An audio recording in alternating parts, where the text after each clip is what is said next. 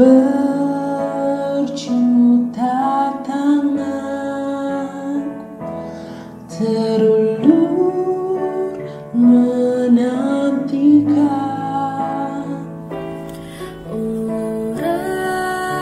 Halo Om Tante, namaku Hana. Aku harap banget bisa mendapatkan kado sebagai hadiah di hari Natalku. Tuhan Yesus memberkati Om dan Tante. Aku tunggu kadonya ya Om dan Tante. Tuhan Yesus memberkati.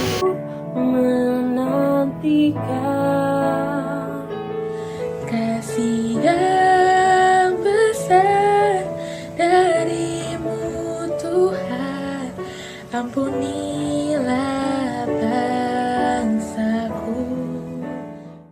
Shalom, selamat hari Minggu Bapak Ibu Saudara, jemaat Tuhan yang terkasih, khususnya jemaat GBI Wisma KR dimanapun Bapak Ibu Saudara berada. Kita bersyukur untuk waktu dan kesempatan yang Tuhan masih berikan bagi kita, untuk kita sama-sama boleh beribadah, memuji, menyembah Tuhan, dan terlebihnya kita boleh sama-sama akan diberkati melalui kebenaran firman Tuhan. Mari sebelum kita memulai ibadah kita hari ini, saya mengajak untuk kita semua sama-sama berdoa. Bapa di surga, kami bersyukur atas segala kebaikan-Mu dan kemurahan-Mu. Engkau boleh memberikan kami kembali waktu dan kesempatan hari ini untuk kami boleh beribadah kepada Tuhan. Walaupun masih secara online, tapi kami percaya berkat pengurapan dan kuasa Tuhan tidak pernah berkesudahan atas kehidupan kami. Engkau Tuhan yang terus memimpin kami, Engkau terus menuntun kami. Dan biar hari ini kami boleh berjumpa dengan Tuhan melalui ibadah yang kami sama-sama ikuti Tuhan. Terima kasih Tuhan, Engkau memberkati setiap hamba-Hamba-Mu yang ambil bagian di dalam ibadah hari ini.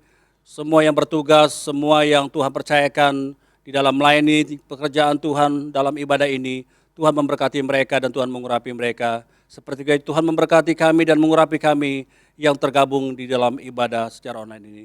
Terima kasih Bapa untuk segala kemurahan-Mu. Terima kasih untuk kasih setia-Mu. Di dalam nama Yesus Kristus kami siapkan hati dan pikiran kami untuk menikmati segala yang terbaik dari surga yang Tuhan berikan bagi kami melalui ibadah ini. Dalam nama Yesus, haleluya, amin. Shalom Bapak Ibu Saudara, selamat hari Minggu. Hari ini kita akan membahas mengenai keselamatan yang merupakan studi dari kitab Ibrani tentang justification, sanctification, dan glorification. Atau pembenaran, pengudusan, dan pemuliaan. Sebagai orang percaya, kita bersyukur karena Tuhan telah menyediakan keselamatan dengan sempurna. Kata menyelamatkan dengan sempurna dalam Ibrani 7 ayat 25 berasal dari kata panteles yang mengandung unsur kesempurnaan, keutuhan, dan finalitas. Hal ini menunjukkan adanya tahapan yang harus kita lalui sehingga mendapatkan kesempurnaan keselamatan. Berikut 3 tahap yang harus dilalui untuk mendapatkan keselamatan yang sempurna. Tahap pertama, justification atau pembenaran. Ini merupakan tindakan yudisial Tuhan di mana Dia beranugerah dan menyatakan bahwa semua tuntutan hukum yang berkaitan dengan orang berdosa telah Ia penuhi. Pada tahap ini kita telah diselamatkan dari hukuman dan kutuk dosa. Efesus 2 ayat 8 menunjukkan bahwa pembenaran yang kita terima semata-mata karena kasih karunia Allah dan diterima melalui iman kita. Dalam tahap pembenaran ini, Tuhan Yesus hadir sebagai anak manusia yang tidak berdosa dan hidup benar di hadapan Allah dan manusia. Yesus mati di atas kayu salib, menanggung dosa umat manusia, dan Allah menerima korban itu. Sehingga berdasarkan karya Yesus di kayu salib inilah setiap manusia yang percaya dibenarkan oleh Allah. Jadi, apa yang kita butuhkan pada tahap ini? Iman sebagai respon untuk percaya. Disinilah kelahiran baru muncul sebagai awal kehidupan rohani kita di dalam Kristus. Lalu, apakah dengan kita sudah diampuni dan dibenarkan, kita bisa berbuat sesuka hati kita? Tentu saja tidak. Ada perbedaan antara menerima keselamatan dengan hidup dalam keselamatan. Pada tahap pembenaran, kita menerima keselamatan karena kasih karunia Tuhan, bukan karena usaha atau karya manusia. Namun, setelah kita menerima keselamatan tersebut, kita harus hidup dalam keselamatan. Orang-orang yang telah dibenarkan harus menghidupi kehidupan kudus dan berupaya untuk menang atas kuasa dosa. kita harus dikuasai dan dipenuhi dengan Roh untuk dapat menolak segala kejahatan, nafsu, dan godaan selama hidup di dunia ini. Tahapan kedua setelah pembenaran disebut dengan sanctification atau pengudusan. Pada tahap sanctification, kita masuk dalam proses pengudusan dan pendewasaan yang berkelanjutan oleh Roh Kudus dan firman-Nya. Proses ini harus diupayakan terus-menerus sampai menjadi serupa dengan Kristus. Meskipun demikian, upaya ini bukan dilakukan dengan kekuatan kita sendiri, melainkan dengan pertolongan Roh Kudus. Roh Kuduslah yang memampukan, memperlengkapi, dan membawa kita sampai menjadi serupa dengannya.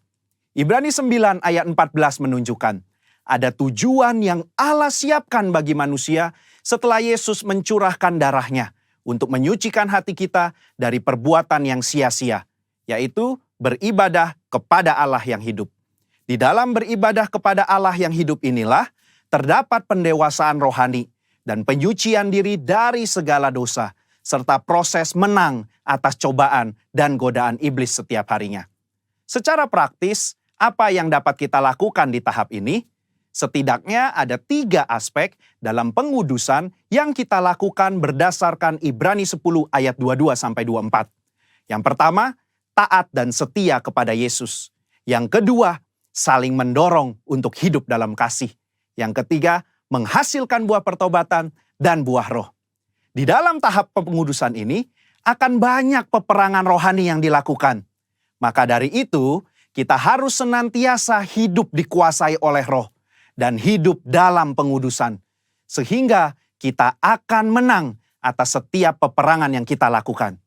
Sekali lagi, kasih karunia adalah tindakan Tuhan memberikan Roh Kudus-Nya untuk memenuhi dan menguatkan kita dengan kehadiran, pengurapan, dan karunia-Nya. Melalui iman adalah kita dengan setia mengerjakan ketaatan dan latihan-latihan yang membangun manusia rohani kita sampai menjadi serupa dengan Kristus. Tahapan ketiga untuk mencapai keselamatan yang sempurna adalah glorification atau pemuliaan. Tahapan ini juga disebut sebagai keselamatan akhir, di mana kita akan diselamatkan dari kehadiran dosa. Artinya, manusia tidak lagi memiliki kehadiran dosa.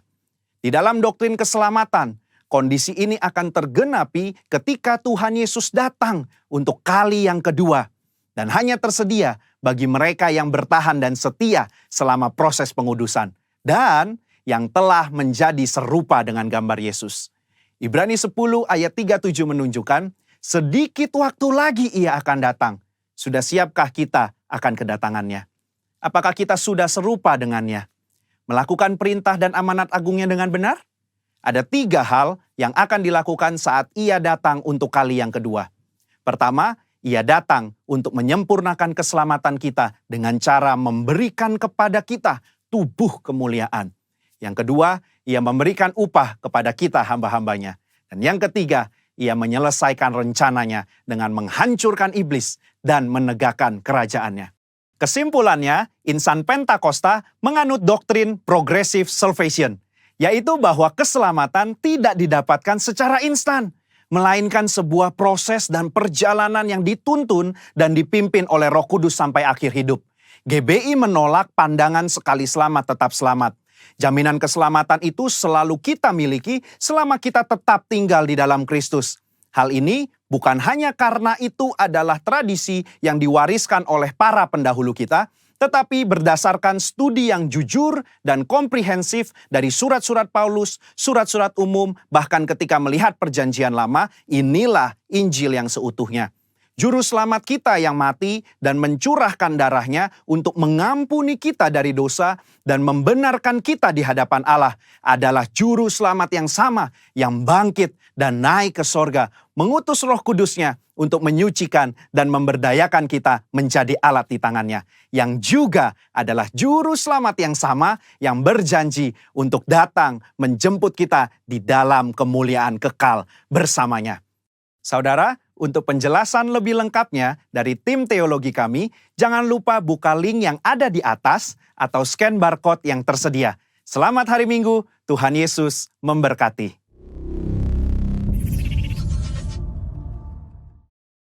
Mari Mari saudara-saudari yang bersuka cita lambaikan tanganmu, sorakan haleluya. Mari masuk gerbangnya, nyanyikan syukur buat Tuhan. Haleluya.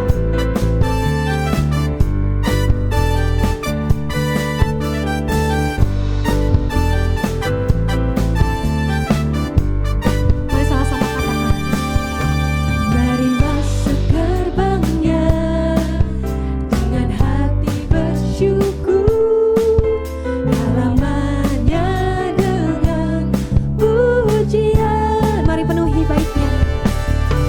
Penuhi baitnya dengan nyanyian syukur.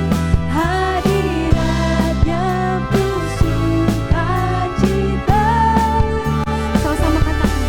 Sebab Tuhan Dia baik dan anugerahnya kekal selama-lamanya.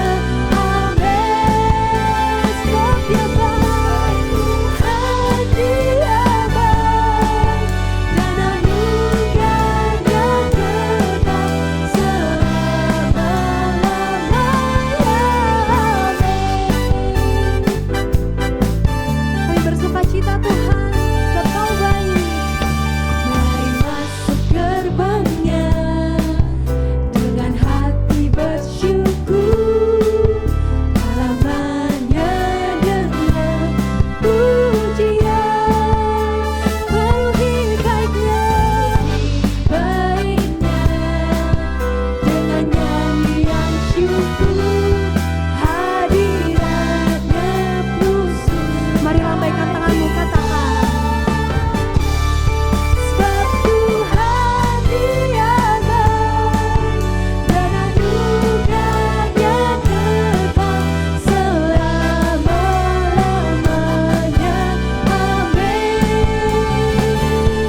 Sebab Tuhan Dia baik dan anugerahnya kekal selama-lamanya. Sebab Tuhan Dia baik dan anugerahnya kekal selama-lamanya. Amin. Sebab Kau baik, Tuhan Dia baik dan anugerahnya kekal selama-lamanya. Amin. Katakan selamanya, selama-lamanya. Selama-lamanya, selama-lamanya. Amin. Serahkan haleluya. Haleluya. Terima kasih Tuhan. Mari jemaat Tuhan, kita deklarasikan Pentakosta ketiga. Pentakosta ketiga adalah pencurahan Roh Kudus yang dahsyat di zaman now, melebihi yang terjadi di Azusa Street. Pentakosta ketiga akan mengakibatkan penuaian jiwa yang terbesar dan yang terakhir sebelum Tuhan Yesus datang kembali. Pentakosta ketiga akan membangkitkan generasi Yeremia, yaitu anak-anak muda yang dipenuhi Roh Kudus, cinta mati-matian kepada Tuhan Yesus, tidak kompromi terhadap dosa, dan akan bergerak untuk memenangkan jiwa. Pentakosta ketiga lahir di Indonesia dan bergerak ke bangsa-bangsa. Gerakan ini dari timur ke barat dan akan kembali ke Yerusalem. Pentakosta ketiga akan memberikan kuasa untuk menyelesaikan amanat agung dan setelah itu Tuhan Yesus datang kembali. Terima kasih Tuhan Yesus untuk segala kebaikan dan kasih setiamu dalam kehidupan setiap kami ya Abba. Engkau sungguh baik, bahkan sangat teramat baik. Terima kasih kami boleh ada sebagaimana kami ada di minggu keempat di bulan November ini Tuhan. Engkau menuntun langkah kami, Engkau menjagai setiap kami. Setiap kami adalah biji matamu Tuhan. Terima kasih ya Roh Kudus. Engkau membuat kami setia, Engkau memampukan kami, bukan karena kuat dan gagah kami, tetapi karena melainkan Roh-Mu.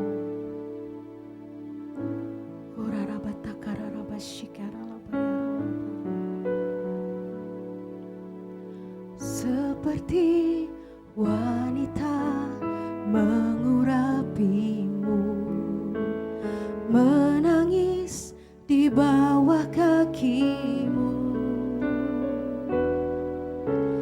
Demikian hidupku mau mengasihimu, Yesus, Engkau baik bagiku. Mari sama-sama katakan dari awal. Seperti wanita mengurapimu, menangis di bawah kakimu. Demikian hidupku mau mengasihimu, Yesus, Engkau baik bagiku. Sampai akhir kami Tuhan. Akhir ku menutup mata, ku tetap setia menanti janjimu, sampai ku dapatkan mahkota kehidupanku. Ku tetap setia untuk melayanimu, sampai akhir ku menutup mata, ku tetap setia menanti janjimu, sampai ku dapatkan mahkota kehidupanku. Ku tetap setia untuk melayanimu,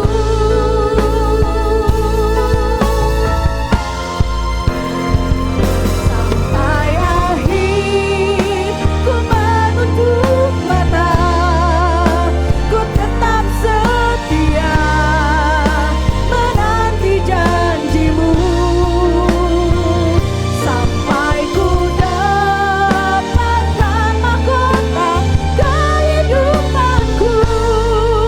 Ku tetap setia untuk melayanimu, sampai akhir ku menutup mata, ku tetap setia menanti janjimu, sampai ku dapatkan mahkota kehidupanku. Ku tetap setia untuk melayanimu.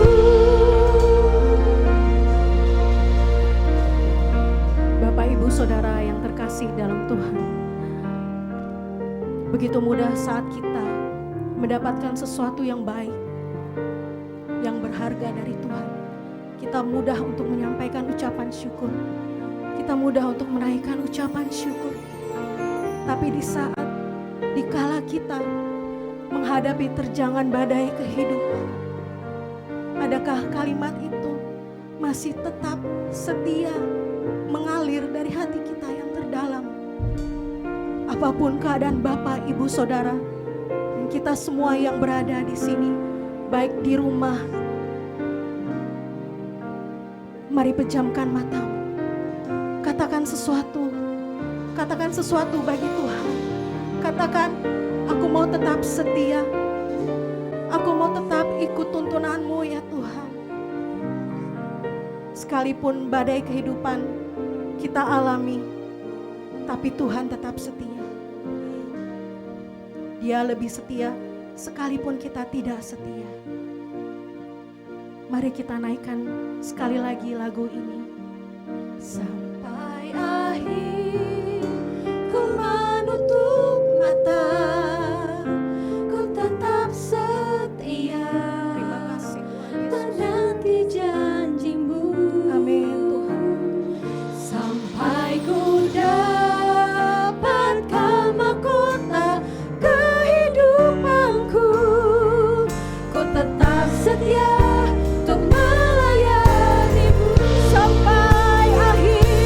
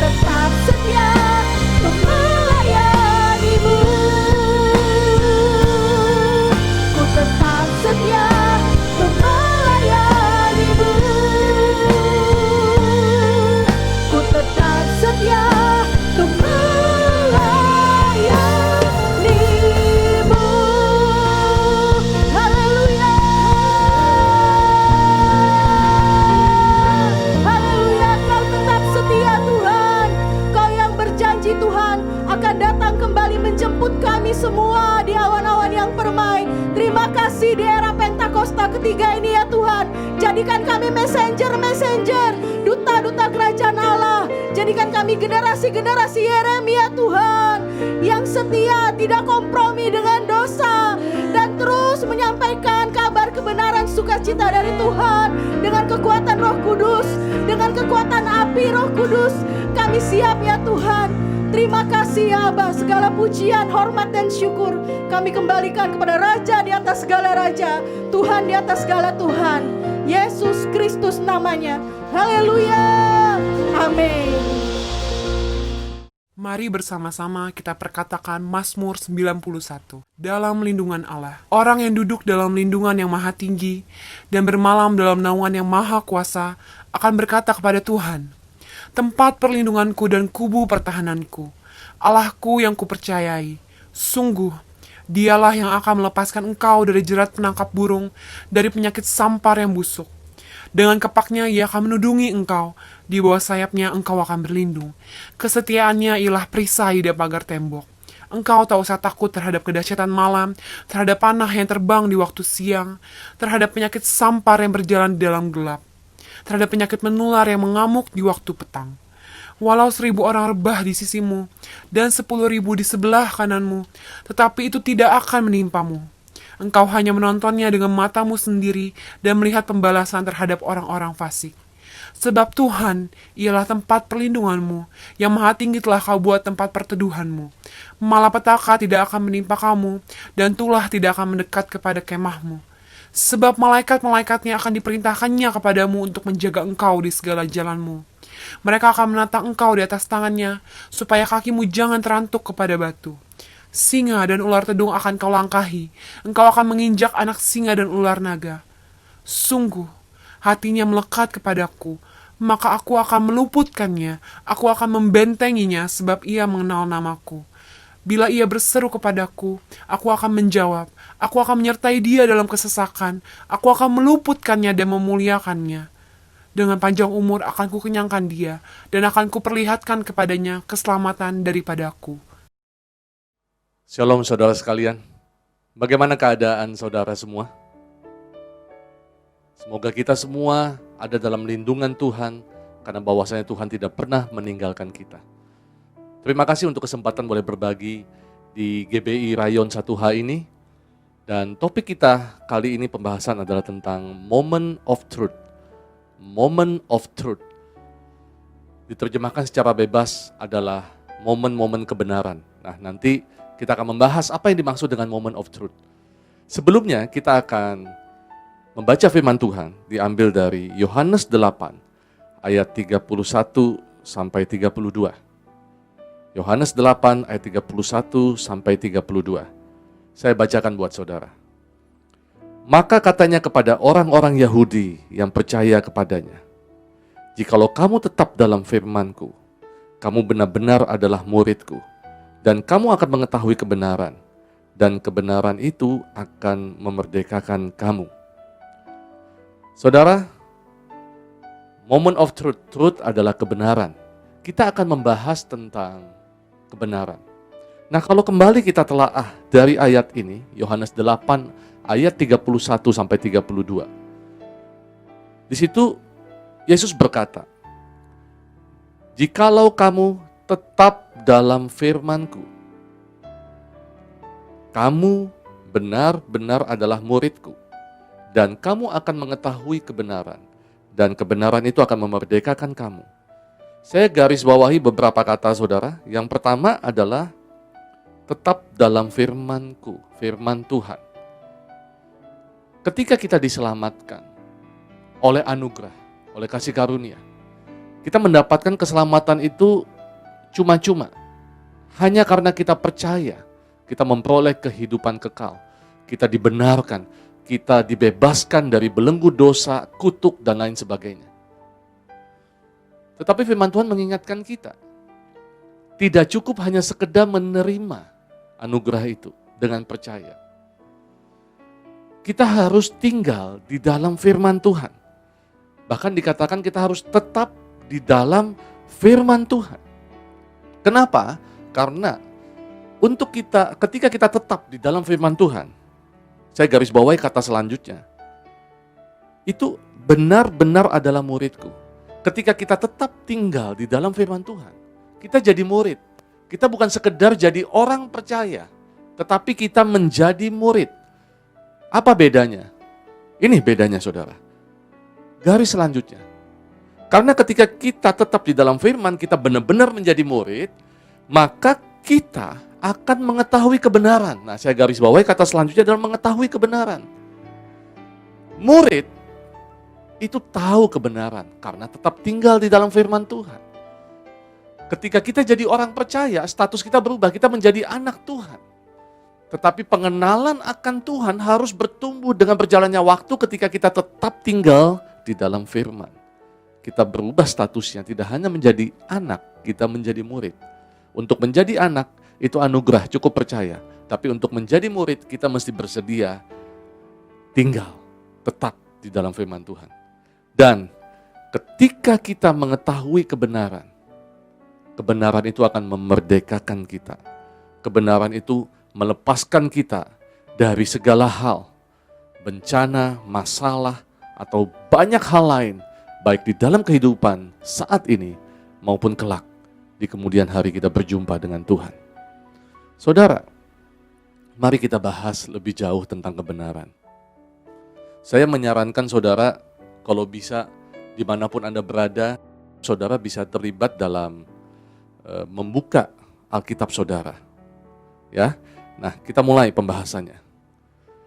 Pertama saudara, saya tampilkan di slide adalah benar vs betul. Benar dan betul. Saya pernah ditanya sama seseorang, Pak, apa bedanya benar sama betul? Nah, kalau saudara cari mungkin di Google atau di referensi manapun, maka banyak terjemahan-terjemahan pembahasan semantik tentang bedanya benar sama betul. Kayaknya tidak ada perbedaan signifikan. Karena kadang-kadang kita dalam bahasa Indonesia kita bisa bilang, oh itu benar, oh itu betul, kayaknya mirip sama.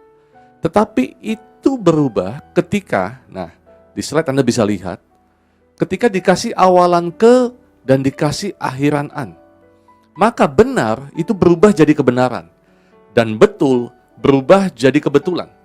Kenapa saya perlu angkat kata-kata ini saudara? Kita mau belajar membedakan kebenaran dengan kebetulan.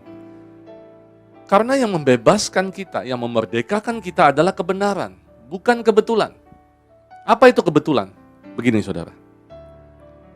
Kebetulan adalah sesuatu yang secara tidak sengaja sepertinya kebenaran.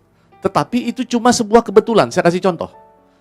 Ketika saudara punya jam dinding di rumah, dia mati, persis jam itu mati, dan posisi matinya itu menunjukkan pukul 12. Artinya jarum pendek dan jarum panjangnya ada di angka 12. Saudara, jam ini setiap saat, setiap waktu akan menunjukkan kesalahan. Kalau kita lihat jam itu, maka dia tidak menunjukkan kebenaran. Jam itu salah. Tetapi minimal dalam 24 jam, ada kebetulan 2 kali jam itu menunjukkan kebenaran. Saudara bisa memahami maksud saya? Minimal jam 12 siang, ketika kita lihat pas jam 12 siang, maka dia benar. Tetapi semenit kemudian sudah salah kembali. Atau jam 12 malam, dia benar. Tapi sebelum dan setelahnya, dia akan menunjukkan sesuatu yang salah. Apa artinya saudara? Ketika saudara hati-hati, ketika kita menilai segala sesuatu berdasarkan perasaan kita, ketika kita menilai segala sesuatu berdasarkan apa yang kita kira, karena kebetulan-kebetulan lalu kita menarik benang merahnya dan ternyata itu salah. Dengan kata lain, kebenaran harus ada standarnya. Kebenaran harus ada fondasi dasarnya. Dan itu adalah firman Tuhan. Nah, sekarang bagaimana, Pak? Bagaimana, coba kita lihat lebih jauh penerapannya di dalam kehidupan kita.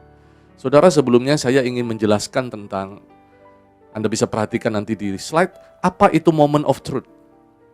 Moment of truth biasanya digunakan, istilah ini muncul ketika beberapa pihak yang ada di dunia bisnis, khususnya terkait dengan layanan, kualitas layanan. Ya, setiap organisasi atau perusahaan atau organisasi memberikan layanan kepada customer-nya.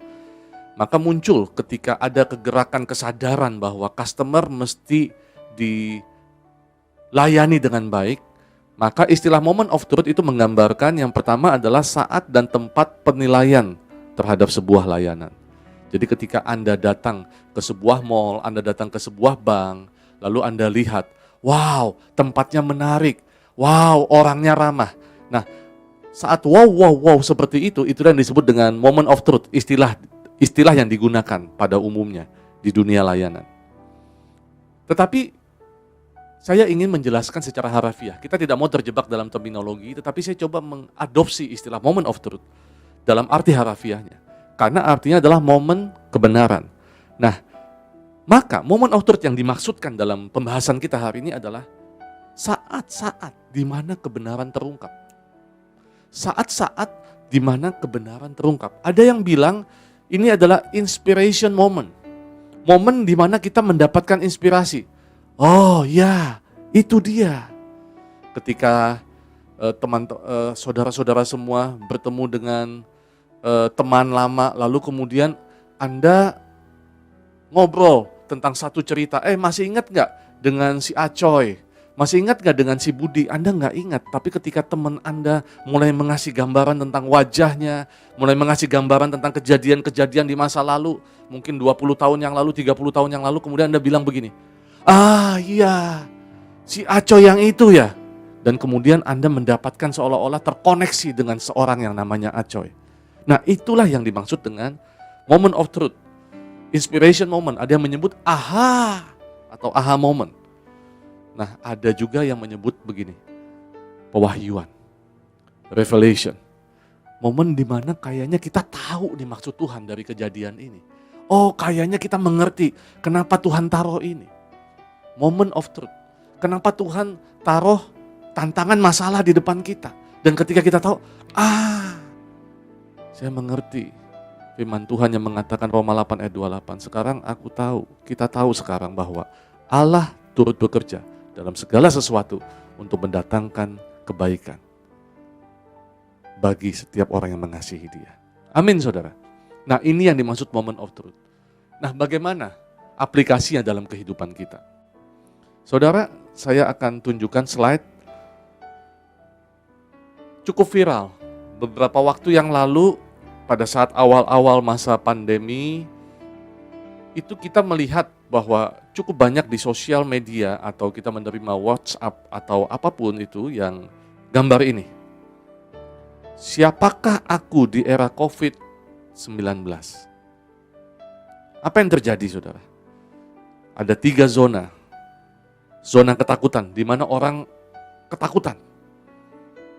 Semua panik, beli stok barang yang banyak, takut, marah, mentalitas korban, kenapa sih ini terjadi dan lain sebagainya. Lalu setelah beberapa saat, kemudian kita masuk ke zona belajar. Sebetulnya apa sih yang perlu ditakuti? Kenapa sih seperti itu? Apa sih yang harus kita lakukan meresponi kondisi ini? Itu masuk zona belajar. Dan setelah itu kita berpindah ke zona bertumbuh. Apa maksudnya zona bertumbuh? Kita mulai tenang dan kita mulai menyusun strategi bagaimana mengatasinya. Bahkan kita bisa membantu orang lain. Zona ketakutan membuat kita berfokus pada diri sendiri.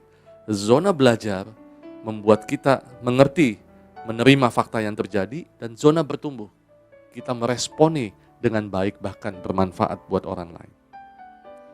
Saya yakin sebagian besar saudara sudah pernah melihat gambar ini. Bagi yang belum, coba dapatkan aha moment di sini ya, moment of truth. Nah, coba kalau kita renungkan. Apa yang membuat seseorang berpindah dari zona 1 ke 2 dan ke 3? Coba cek.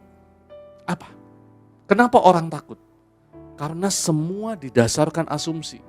Semua didasarkan tidak ada kebenaran fondasi yang kuat. Sehingga orang semua berasumsi, semua orang takut.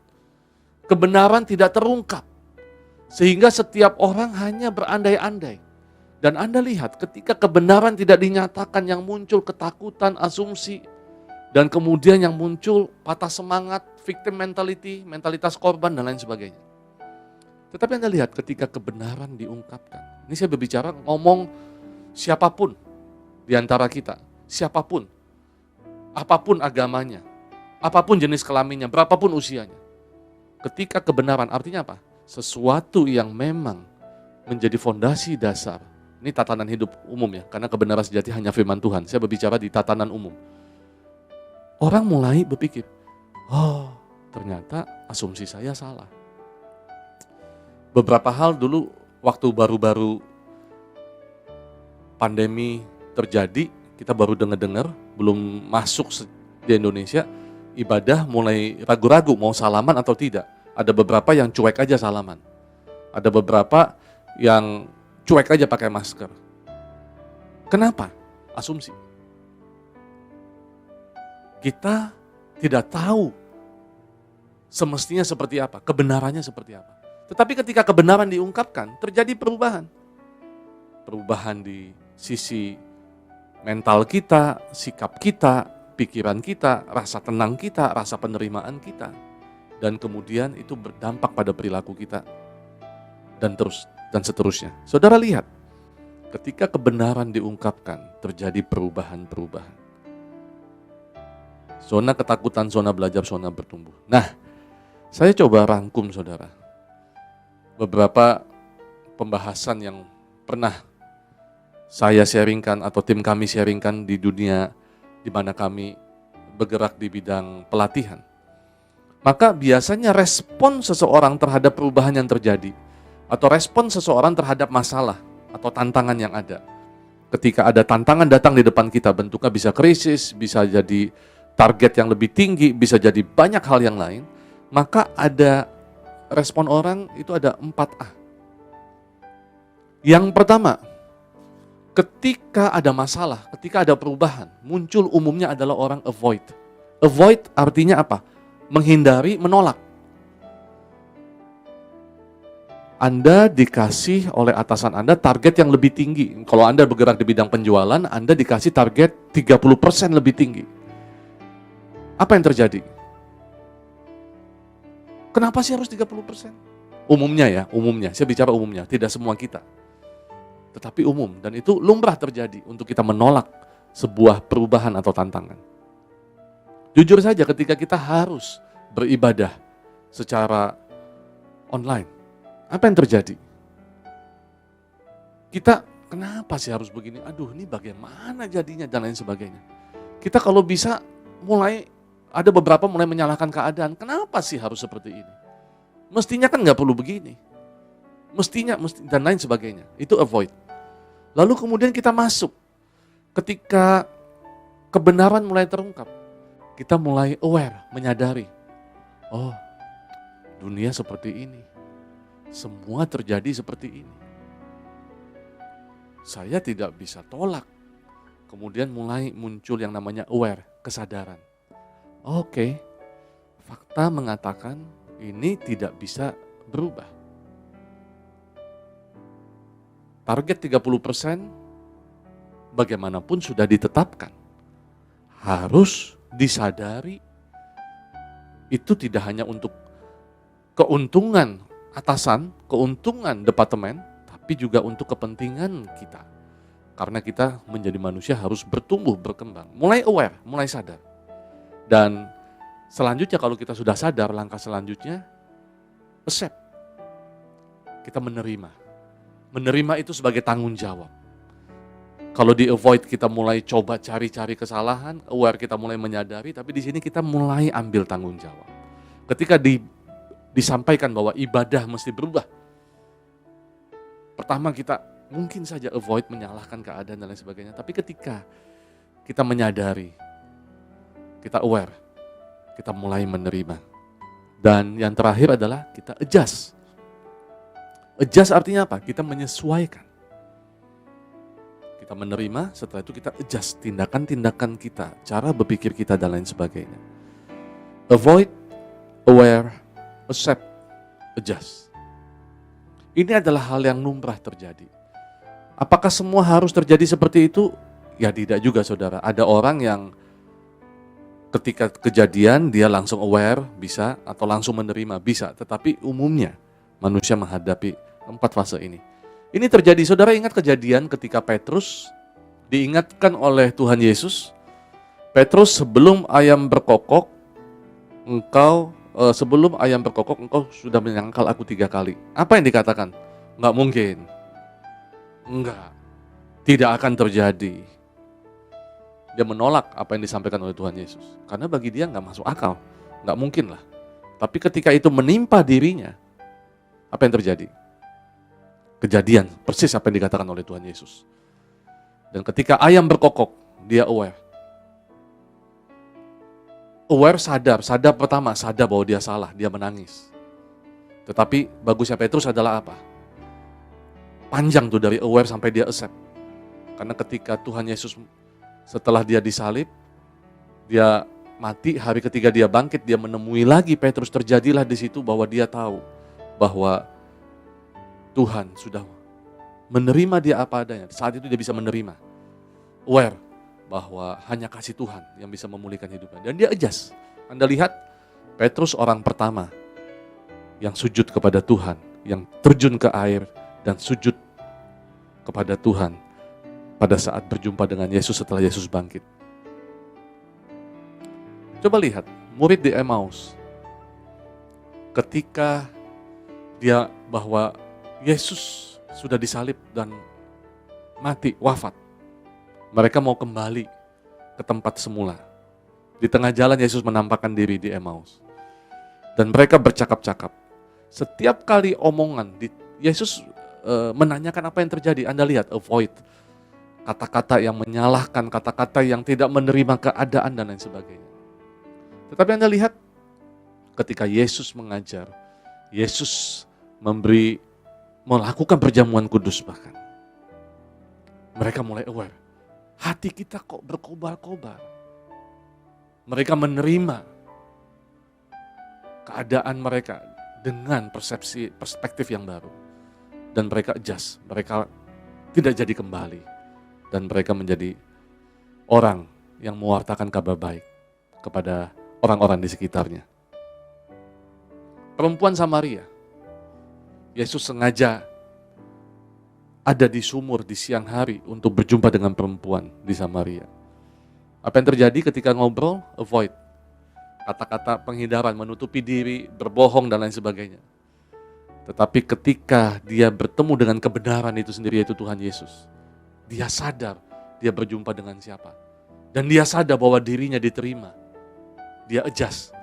Perempuan Samaria berubah menjadi penginjil untuk mengabarkan kabar tentang Yesus.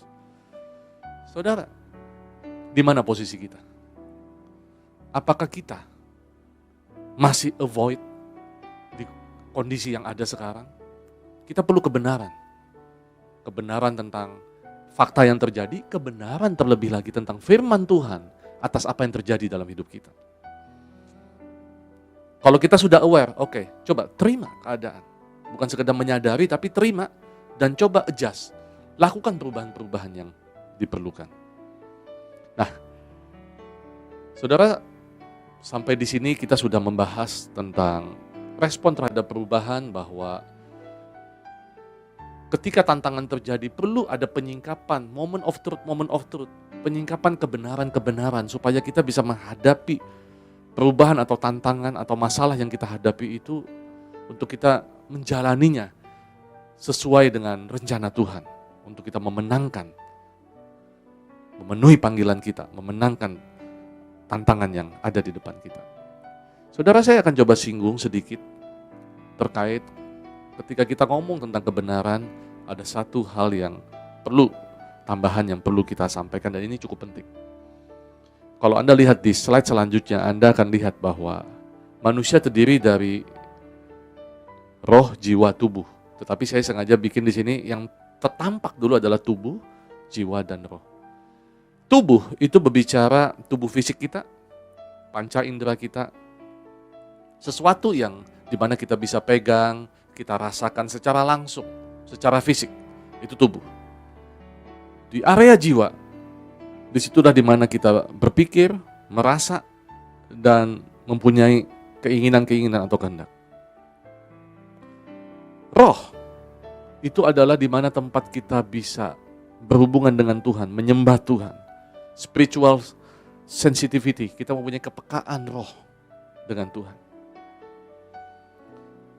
Selama ini sebelum kita percaya kepada Tuhan Yesus, kita sangat mengandalkan tubuh dan jiwa. Apa yang kita rasa, apa yang kita pikir, itulah kebenarannya. Itulah yang terjadi. Tetapi pada saat kita percaya kepada Tuhan Yesus, maka Dia memberikan kepada kita hati yang baru, roh yang baru. Kita terkonek dengan Tuhan. Maka unsur roh kita diberikan pemulihan. Dan kebenaran terjadi dimulai di area roh. Nah, saya tidak membahas itu, saudara. Tetapi yang saya ingin sharingkan adalah aspek-aspek dari tubuh, jiwa, dan roh. Nah, kalau Anda lihat gambar selanjutnya, saya tulis di situ, ada yang dimaksud dengan serangan jiwa. Saudara, iblis tahu, dia akan pakai tubuh dan jiwa. Ini disebut area daging. Roh penurut, daging lemah. Dia tahu roh kuat di dalam Tuhan, tetapi daging lemah. Apa yang dia lakukan? Dia serang bagian jiwa kita. Saudara, kalau Anda pelajari konsep bagaimana mengatasi masalah. Masalah adalah masalah sebagaimana adanya. Tetapi yang membuat masalah berubah jadi bencana adalah bagaimana kita merespon, melihat masalah itu. Apakah masalah itu akan bertambah besar atau masalah itu menjadi semakin kecil. Adalah bagaimana respon dan cara pandang kita melihat masalah itu. Dan respon dan cara pandang kita itu ada di jiwa, pikiran, perasaan, kehendak. Saudara, saya coba lihat ya beberapa fakta. Bagaimana iblis menyerang bagian jiwa kita. Matius 26 ayat 39. Itu ayat di mana Tuhan Yesus berdoa di Getsemani sebelum dia disalibkan. Saya baca buat saudara. Maka ia maju sedikit, lalu sujud dan berdoa. Katanya, "Ya Bapakku, jikalau sekiranya mungkin biarlah cawan ini lalu daripadaku. Tetapi janganlah seperti yang ku kehendaki, melainkan seperti Engkau kehendaki." Tuhan Yesus tahu persis ada masalah dengan kehendak Dia, dengan kehendak Bapa. Dia bilang begini, kalau boleh ini lewat. Kata-kata itu keluar mengungkapkan bahwa di jiwa dia, yang dia rasa, yang dia pikirkan, yang dia kehendaki, kalau bisa lewat. Tetapi jangan kehendakku. Saudara, kejadian ini mengingatkan kita. Di area jiwa kita akan mengalami serangan-serangan itu. Virus COVID adalah satu hal, itu masalah, betul. Tetapi dia bisa akan tambah menjadi besar ketika area jiwa kita memperbesarkan itu. Sehingga kita menjadikan diri kita tak berdaya dan lumpuh. Kita menjadi tidak berbuat apa-apa. Dan itu rencana rancangan dari si jahat. Galatia 5 ayat 19 sampai 23 tentang daging dan roh. Saya bacakan buat saudara. Perbuatan daging telah nyata, yaitu percabulan, kecemaran, hawa nafsu, penyembahan berhala, sihir, perseteruan, perselisihan, iri hati, amarah, kepentingan diri sendiri, pencederaan, roh pemecah, kedengkian, kemabukan, pesta pora, dan sebagainya.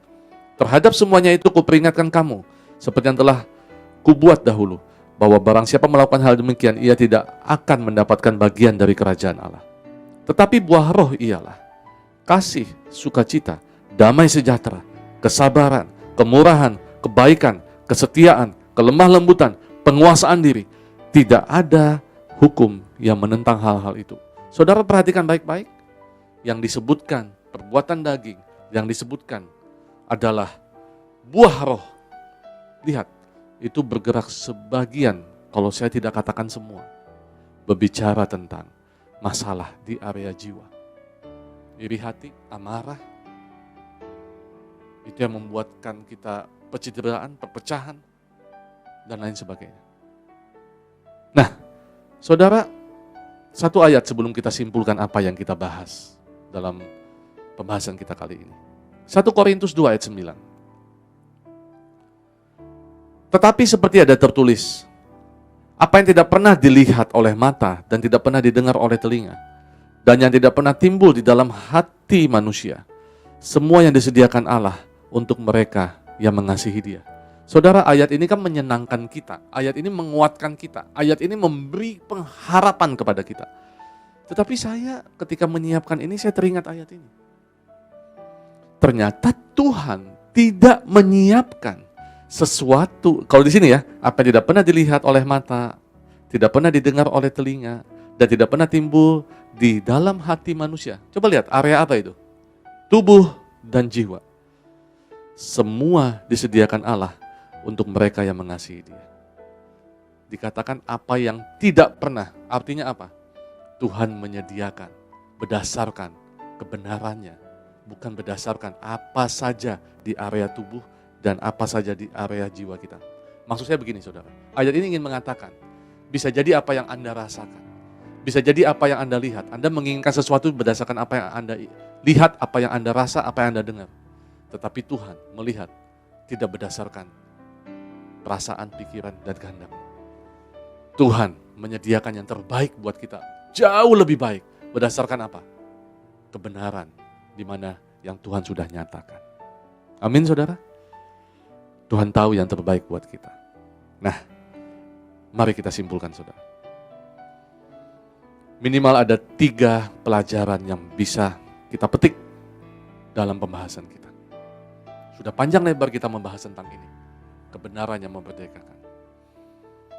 Pelajaran pertama, jelas sekali di dalam ayat yang tadi kita bahas, bahwa di dalam Yohanes 8 ayat 31-32, bahwa firman Tuhan adalah kebenaran sejati. Saudara, ini menjadi fondasi, moment of truth. Kebenaran ada di dalam firman Tuhan. Jangan lari dari firman Tuhan. Jadi kalau Anda merasakan ada sesuatu yang Anda pikir itu kebenaran, cek dulu, jangan-jangan itu kebetulan. Karena kebenaran harus selaras dengan firman Tuhan. Dan firman Tuhanlah yang menjadi kebenaran buat kita. Mazmur 119 ayat 105. Firman-Mu itu pelita bagi kakiku dan terang bagi jalanku. Firman Tuhan kebenaran yang akan menuntun kita, menerangi kaki kita. Ya kan? Dan juga menuntun jalan kita. Pelajaran yang kedua, saudara. Kalau tadi yang pertama adalah kebenaran itu ada di dalam firman Tuhan. Yang kedua adalah gini. Kebenaran itu menyentuh jiwa dan mengubah tindakan kita. Ketika kita menemukan kebenaran, kita ketemu dengan moment of truth. Lihat saja, itu terjadi karena apa? Karena pikiran, perasaan, dan kehendak kita disentuh oleh kebenaran itu, disentuh oleh Tuhan, sehingga kita bisa melihat sesuatu yang berbeda. Kita bisa melihat masalah kita, bukan sebagai penghalang, tetapi sebagai ujian untuk kita melihat sesuatu yang Tuhan sediakan di depan. Oleh sebab itu saudara, masalah ditambah dengan makna, itu adalah sesuatu yang disebut pembelajaran. Itu yang membuat kita bertahan. Tetapi kalau masalah hanya rasa sakit, tidak ada satu orang pun yang mau bertahan. Temukan makna, kebenaran di balik setiap masalah yang kita temui. Dan yang ketiga, ini yang penting saudara. Ini yang penting sekali. Jangan sampai Anda lupa. Yang ketiga, bertindaklah berdasarkan kebenaran, bukan perasaan. Perasaan, pikiran, kehendak ada di area jiwa. Bertindaklah berdasarkan kebenaran, bukan berdasarkan perasaan. Sebetulnya kesimpulan paling penting, kalau saudara tadi lupa apa yang saya sampaikan, saudara ingat satu ini. Jangan hidup berdasarkan perasaan. Jangan hidup berdasarkan apa yang kau rasa. Tapi hiduplah berdasarkan apa yang Tuhan firmankan. Sekian puluh tahun saya hidup menjadi orang percaya. Satu yang saya lihat, berdasar melihat dari kegagalan dan melihat cara Tuhan mengangkat kehidupan saya. Saya mau menyampaikan kepada saudara yang dikasih oleh Tuhan. Hidup dengan perasaan tidak membawa engkau kepada kehidupan yang lebih baik. Hidup dengan perasaan kebanyakan mengacaukan. Jadi jangan bergantung pada perasaan. Bergantung pada kebenaran. Moment of truth adalah momen di mana kebenaran dinyatakan. Dan kebenaran akan memerdekakan. Saya berdoa buat saudara semua. Semoga saudara bisa mendapatkan moment of truth, pewahyuan, revelation dari Tuhan. Sehingga kita bisa melihat segala sesuatu dengan kebenaran, perspektif dari Tuhan. Kita bisa kuat, kita bisa teguh berdiri, dan bisa berkata di tengah-tengah tantangan, di tengah-tengah ketidaktahuan apa yang akan terjadi, kita masih bisa berkata, Tuhan adalah gembalaku, takkan kekurangan aku. Ia menuntun langkahku. Mari kita berdoa. Engkau Tuhan adalah Tuhan yang baik, yang membukakan kebenaran-kebenaran kepada kami. Firman-Mu sudah selesai disampaikan. Saatnya Roh Kudus terus Engkau mengajar setiap kami, anak-anak-Mu, untuk mengerti lebih jauh lagi bahwa kebenaran-Mu lah yang ada di dalam firman-Mu, itu yang akan memerdekakan kami. Ajar kami melihat segala sesuatu dari perspektif Tuhan, sehingga kami hidup tidak berdasarkan apa yang kami rasa atau perasaan kami, tetapi kami hidup berdasarkan kebenaran daripada firman Tuhan. Kebenarannya apa?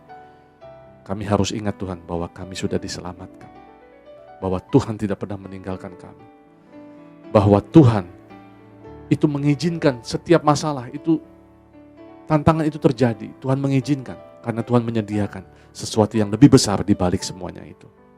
Kau memberkati setiap anak-anak-Mu Tuhan, dimanapun mereka berada. Dan seluruh jemaat-Mu di GBI Rayon 1H ini diberkati oleh Tuhan. Terima kasih Tuhan Yesus. Di dalam nama Tuhan Yesus kami berdoa dan mengucap syukur. Amin. God bless you. Mari jemaat Tuhan kita serukan visi Rayon 1H menjadi keluarga kerajaan Allah yang memenangkan jiwa-jiwa dan berdampak bagi dunia. Nilai GBI Rayon 1H, ikrar, 1. Integritas, 2. Keintiman, 3. Rendah hati, 4. Antusias dan inovatif, 5. Rela berkorban. Haleluya, puji Tuhan Bapak Ibu Saudara yang terkasih dalam Tuhan Yesus Kristus. Kita telah mengikuti ibadah hari ini dan kita sudah sampai pada penghujung daripada acara ibadah kita. Sebelum kita mengakhiri ibadah hari ini, saya mengajak untuk setiap kita untuk sama-sama kita menaikkan doa syafaat di hadapan Tuhan. Mari kita berdoa. Bapa yang baik, Bapa yang kami sembah di dalam nama Tuhan Yesus Kristus, kami bersyukur dan berterima kasih untuk hari ini. Kami boleh menikmati segala kebaikan dan kemurahan Tuhan melalui ibadah yang telah kami ikuti. Kami percaya melalui firman-Mu, kami semakin dikuatkan, diteguhkan. Melalui firman-Mu, semakin lagi Tuhan membawa kami untuk lebih mengasihi Tuhan. Bapak kami berdoa bagi hamba-Mu, Bapak Pendeta Cakrajono Lawoto Tuhan, yang Tuhan telah pakai menjadi alat berkat-Mu di dalam penyampaian kebenaran firman Tuhan yang telah kami dengar. Biarlah Tuhan Engkau memberkati hamba-Mu Pak Cakrajono Lawoto bersama dengan keluarga, memberkati pelayanan mereka, memberkati usaha mereka, memberkati kesehatan mereka Tuhan, supaya dimanapun Tuhan bawa hamba-Mu ini, Bapak Cakrajono dan Lawoto bersama keluarga, boleh menjadi berkat, semakin lagi menjadi terang dan garam-Mu bagi banyak jiwa-jiwa yang Tuhan taruh atas kehidupan pelayanan mereka. Bapak kami berdoa juga Tuhan untuk gembala sidang kami, Bapak Pendeta Insinyur Niko Jutor Harjo dan keempat wakilnya, dan bersama dengan keluarga besar mereka, dimanapun mereka berada saat ini, Tuhan terus pakai, lebih heran lagi, bahkan juga berkat pengurapan yang dari Tuhan terus mengalir atas kehidupan hamba-hamba-Mu ini, berkati, lindungi mereka, dan berikan kesehatan yang sempurna atas kehidupan mereka Tuhan. Kami berdoa juga untuk Gembala Rayon 1H, sekaligus Gembala Cabang GBI Wisma KR, Bapak Pendeta Brito Totong bersama dengan istri, anak mantu dan cucu-cucu, bahkan seluruh keluarga besar mereka. Kiranya berkat penyertaan, pemeliharaan, perlindungan Tuhan terus membawa keluarga ini semakin menjadi keluarga-keluarga hamba-Mu yang berkenan di hadapan Tuhan. Memberkati kesehatan mereka, memberkati usaha mereka, terus buat semakin lagi berkembang dan diberkati Tuhan dan menjadi berkat bagi banyak orang. Terima kasih Tuhan, berdoa juga bagi Wakil Gembala di tempat ini, Bapak Michael Ong bersama istri, anak mantu dan cucu yang ada dalam kandungan. Felis Tuhan, berkati terus keluarga ini, supaya melalui kehidupan mereka menjadi teladan bagi banyak orang, di mana Tuhan percayakan keluarga ini boleh melayani pekerjaan-Mu Tuhan. Berkati kesehatan mereka, berkati usaha, keluarga, lepas keluarga, berkati juga mereka dalam pelayanan yang Kau percayakan atas Pak Michael bersama keluarga. Terima kasih Tuhan, berdoa juga bagi hamba-hamba-Mu yang telah melayani Engkau di sepanjang ibadah hari ini. Tuhan memberkati, berkat rohani jasmani, memberkati keluarga lepas keluarga, memberkati setiap apapun yang Tuhan telah percayakan atas kehidupan hamba-hamba-Mu yang melayani hari ini. Mereka membawa mereka kepada kesetiaan dan ketaatan yang lebih lagi. Terima kasih Tuhan, kami juga menaikkan tangan kami di hadapan Tuhan, kami berdoa bagi bangsa kami lepaskan berkat shalom, damai sejahtera Allah yang melimpah, turun atas bangsa kami, dari timur sampai ke barat, berkat penuaian jiwa-jiwa, berkat keselamatan dari Tuhan turun atas bangsa kami. Percaya kuasa api Roh Kudus terus akan menjamah melawat setiap orang-orang yang ada di bangsa kami. Berkati juga Indonesia Tuhan dalam memerangi, bahkan menyelesaikan dari apa yang sedang terjadi di bangsa ini, yaitu COVID-19 Tuhan. Biarlah Tuhan angkat segala sesuatunya Tuhan. Biarlah kesembuhan demi kesembuhan dan pemulihan demi pemulihan terjadi atas bangsa kami, atas Indonesia. Bahkan resesi ekonomi ya Tuhan. Terus Tuhan, kuasa Tuhan, kedaulatan Tuhan akan membawa bangsa Indonesia terlepas dari resesi ekonomi dan kembali dalam posisi yang baik Tuhan, seperti sedia kala. Terima kasih Tuhan, berkati para pemimpin bangsa kami, dari Presiden, Wakil Presiden, para menteri-menteri yang ada, aparat-aparat, militer, kepolisian, pejabat-pejabat tinggi negara yang ada di tingkat pusat sampai ke daerah. Tuhan, biar Roh Kudus-Mu yang memimpin mereka, menuntun mereka, supaya roh mereka senantiasa ada di dalam pimpinan-Mu, roh mereka ada dalam penguasaan-Mu Tuhan. Terima kasih Tuhan, terima kasih untuk bangsa ini yang terus akan Tuhan pulihkan. Untuk bangsa ini semakin lagi Tuhan akan ke bawah menjadi bangsa yang tunduk di bawah otoritasnya Tuhan. Terima kasih Bapak yang baik, terima kasih. Sebelum kami mengakhiri daripada ibadah kami hari ini, kami siapkan hati dan pikiran kami siapkan hidup kami untuk menerima berkat daripada Tuhan melalui hamba-Mu. Haleluya. Amin. Mari Bapak Ibu, kita siapkan hati kita angkat tangan kita untuk menerima berkat yang daripada Tuhan. Tuhan akan menyinari engkau dengan wajahnya. Dia akan menggenggam engkau dengan tangannya. Percaya hari tanganmu diberkati oleh Tuhan. Apa yang kau kerjakan, Tuhan yang buat berhasil dan beruntung. Bukan sekedar kuat dan gagahmu, tapi semua karena kebaikan Tuhan, anugerah Tuhan yang melimpah dalam kehidupanmu. Oleh sebab itu pergilah, jadilah garam, jadilah terang. Untuk keluargamu, masyarakat di sekitarmu, kotamu, bahkan untuk dunia ini. Setiap kita yang percaya diberkati Tuhan, sama-sama kita katakan, amin. Tuhan Yesus memberkati saudara.